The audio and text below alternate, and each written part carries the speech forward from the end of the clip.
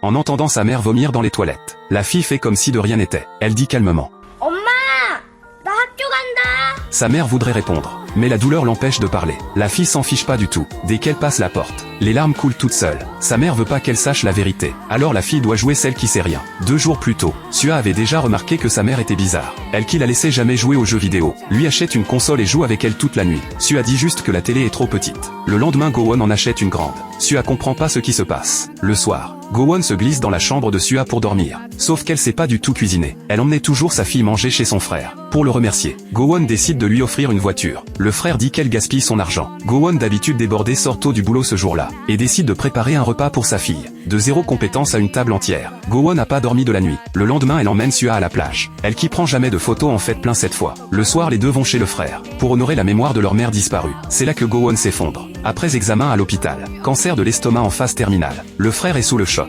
Sur le chemin du retour, personne parle. Gowon les supplie de rien dire à sa fille. Elle veut passer ses derniers moments avec elle. Le frère comprend enfin pourquoi la voiture. Il retient plus ses larmes. Il arrête la voiture et éclate en sanglots. Peu après, c'est l'anniversaire de Sua, mais aucune amie se pointe. Pour pas la décevoir, les deux fêtent quand même joyeusement, parce que c'est la dernière fois que Gowon fêtera l'anniversaire de sa fille. Le médecin dit que le cancer a atteint le cerveau. Gowon refuse le traitement. Elle sait que ses chances sont quasi nulles. Elle préfère passer le temps qui reste avec Sua. Elle qui fait toujours des heures sup par tôt, et emmène Sua à prendre le vélo. Mais le vélo est trop grand et Sua râle.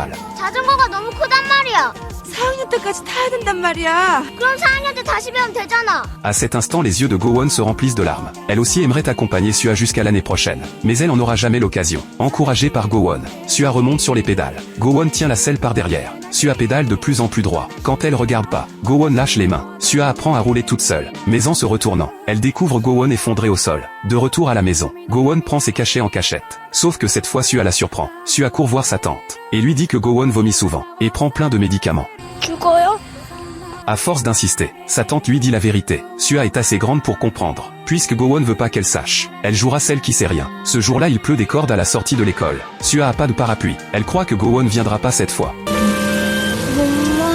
Sua accompagne Gowon faire des heures sup à la boutique de mariée. Gowon demande si elle a sommeil. Elle répond qu'avec maman elle a jamais sommeil. Le visage de Gowon se fiche doucement. En quelques jours, Sua a tellement grandi. Sua demande à Gowon pourquoi elle a pas porté de robe de mariée pour son mariage. Gowon dit qu'à l'époque ils étaient trop pauvres pour pas laisser de regrets à sa mère. Sua lui fait enfiler une robe de mariée et elle-même met une robe de cérémonie. Cette nuit-là, les deux s'amusent comme des folles. Le frère qui passait par la pleure d'émotion.